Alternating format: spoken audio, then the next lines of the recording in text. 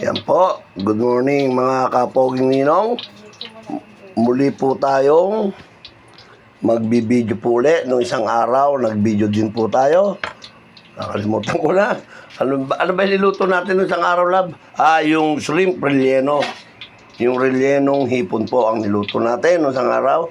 At ito ngayon, yung ating pink salmon. Mag-ano po tayo. Yan po ang ating mga ingredients At ito yung ating miso. Yan. Okay. At uumpisa na po natin. Bago po natin yan igisa ay ipiprito muna po natin yung ating isda. Yung half cook lang na pagkakaprito po. At kung pwede po, bago po natin umpisahan ang ating pagbibideo, pwede po bang makahingi ng subscribe, like, and share po. Maraming salamat po. Binabati ko po pala shout out sa ating mga kasama kagabi na ang sasaya. Ang ating mga kasama sa Anahaw Group po. Maraming salamat. Ang saya nyo kasama. Buklod Anahaw. Lalo na si Kagawad Eddie Calvo, ang ating bombero ng Barangay Balingasa. At sa pamumuno ng ating former Kagawad Ronan Madrilejo. Maraming salamat po sa inyo. Kuya Aldwin, at lahat ng mga Madrilejo dyan. Maraming salamat sa inyo, Buklod Anahaw. Boss Eric, Boss Bean, maraming salamat po sa inyo.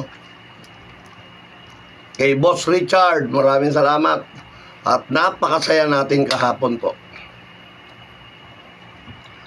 Mamaya, Kuya Aldwin, nasa YouTube na ang picture mo. Sasama ko yun. Ayan po, piniprito na natin yung ating pink salmon. Ayan po. Bali, ilan po yan? Ay, ako, tumatalsik. Ilang piraso po? 1, 2, 3, 4, 5, 6 na piraso po. Tumatalsik, mga kapoging ninong. Off muna natin, babalikan po natin yan mamaya. At ngayon po, mga kapoging ninong, ito na po yung ating isda. Ito po yung ating isda. Naprito na po natin. Yan po. Yan po. At ngayon ay magigisa na tayo. Ito na po. Lalagyan na po natin yung ating sibuyas. Yung ating luya. Yan. At ang ating bawang. Yung iba hindi naglalagay ng bawang. Pero ito, nahiwa na. Lagyan na rin natin. At mamaya na po, luto na yung ating mga sibuyas at bawang, luya. Tsaka po natin ilalagay yung kamatis. Liligisin po natin yan. Yan po, luto na yung ating sibuyas. Amoy na po natin yung aromatic ng ating luya, bawang at sibuyas. Ngayon, ito naman yung ating kamatis. Yan.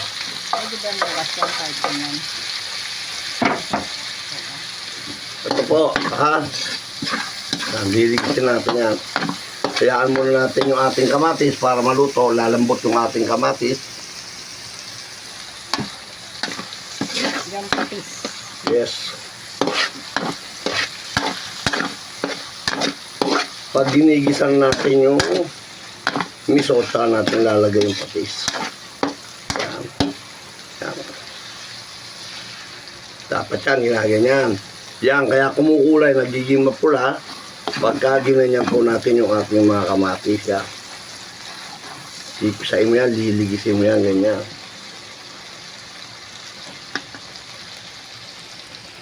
Yan.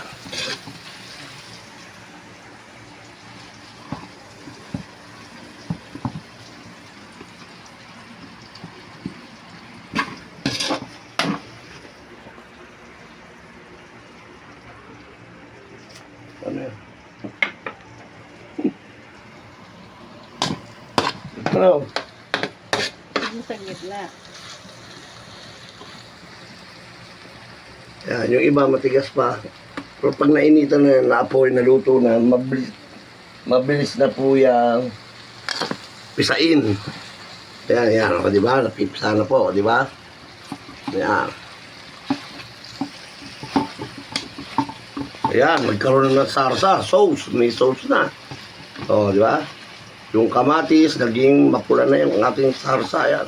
Pero sabaw po yan, magsasabaw po yan. Yung kaya yung sabaw natin mamaya, magiging mapula po yun dahil po sa ating kamatis.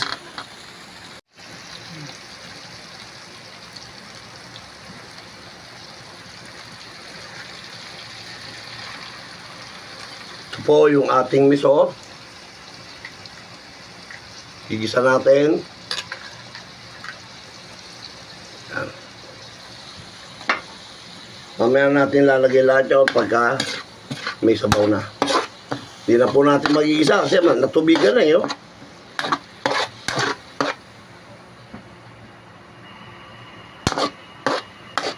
Yan. At kukuha tayo ng patis. At ngayon, ito yung gagawin natin. Ito yung pampapalasa natin. Yung ating patis fish sauce. O yan, okay na po yan. Isang ganyan lang po. O. Yan. Pagkatapos, halo-halo lang. Ayan. At mamaya, lalagyan na po natin yan ng sabaw. Yan na po. Kukuha tayo ng pangsabaw. Mainit. Naiiwan kasi yung ano. Yan, luto na yung ating ano. Yan, di ba? Mapula. Ngayon po, lalagyan po natin na siya ng sabaw. Yan.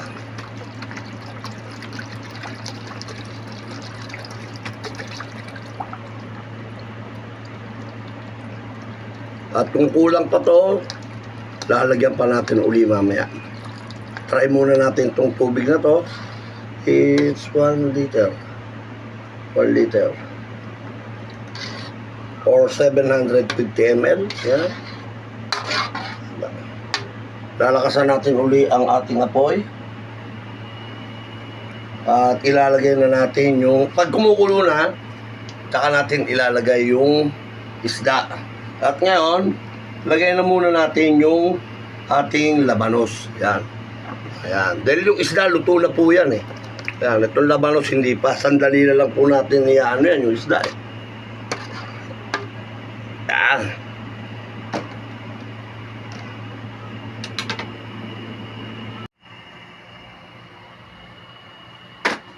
At ngayon, lagay na po natin yung ating Nor sinigang sa sampalok. Miso. Ayan ha. Lagyan natin yan. Yun. Ako. Parang konti ng laman ito. Mukhang maglalagay po tayo ng isang ano, maliit na pangpaasim. At ang ating Ajinomoto, pampasarap. Ajinomoto, bechi, baka sakali. Baka naman.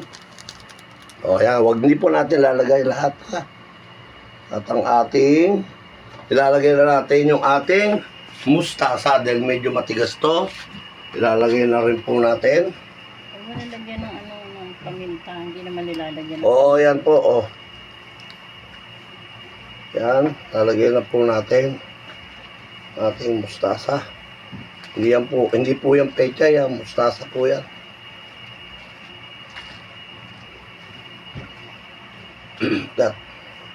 Ito na po. Nakita nyo? Kumukulo na po. Diba? Yan. Baka may ano, kawali. Opo, kumukulo na po ha. Tingnan mo na po, baka mabalian tayo. Yan. Ha? Ulit ko ha, mga tiga Bukulod Anahaw ha. Panoorin nyo naman itong ating vlog ha. Oh.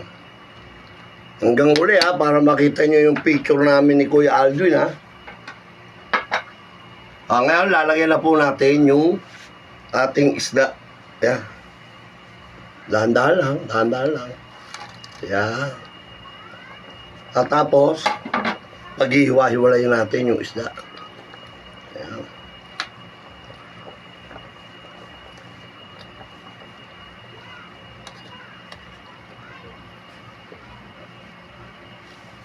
Yan.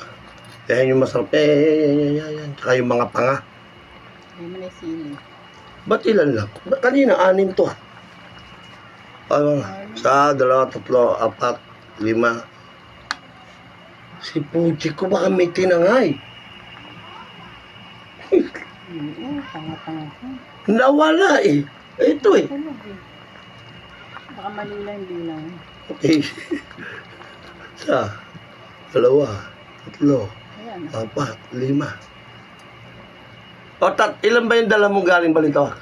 2 ulo. Sa Balintawak? 4. Tapos isang buo kay ate. Biniyak din, di naging dala. O, 6 nga ito kanina eh. Ba't naging 5 na lang? Kinain yan. Oo, kasi andun ako sa kusina, naiwan ko to dito. Ito, hindi kinain lahat. Kasi kung naglalagay dyan, abot ng aso yan. Okay po, iwan muna natin po ah. Ito na po, mga kapoging ninong. At luto na po ang ating sinigang sa miso. Yan po. Maraming salamat po. At muli, pahingi po ng isang subscribe, like, and share po. Salamat po mga kapoging ninong. At lalo na sa aking mga tropa, maraming salamat.